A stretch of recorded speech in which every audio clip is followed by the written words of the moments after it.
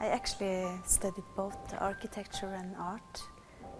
So in a way, I think it was when I was at school and all the male painters were using a lot of paint on the canvas and so on.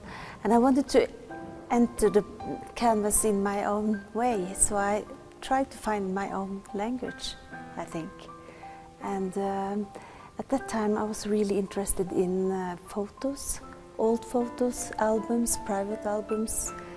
And I think it was an idea of trying to transform these photos to something physical, something bigger, and to give it a kind of soft treatment so that it was, in a way, as a memory, something that is coming and disappearing in the same time. My paintings are based on photographs, but there is no photographic image in it, in a way, because everything is made by taking away the picture, taking away with holes. So to me, my paintings should be a kind of event. It should be something that the audience should move around to see the paintings. And it's important for me that you go closer to the painting so that the image disappears, and then you move and find the right focal point for you as a person. I do each hole by hand, and I use different punch holes, different sizes, 30 different sizes.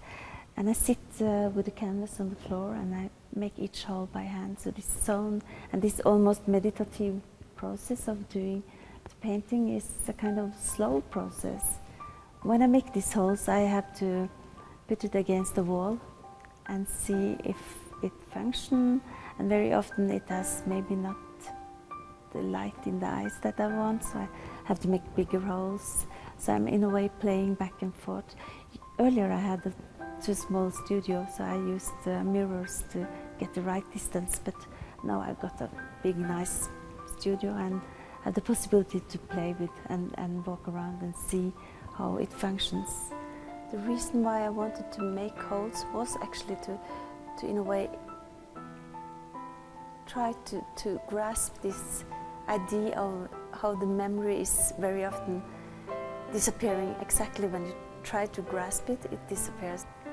It, in a way, also refers to things that are in the history. When you are looking close to something, you are not really grasping what it is. And when you are going further away, or when you see it in a more historical perspective, you can see the pattern in a way. Of course, because I base it on photographic images, I'm interested in the history, and usually I dig into different kind of archives and try to bring them present into the space here and now. And it's not an illusion on the canvas, it's an absence of an illusion, or it's actually the real space that makes this portrait happen. And it's, in a way, appearing in the head of the viewer. So it's all in your head, actually.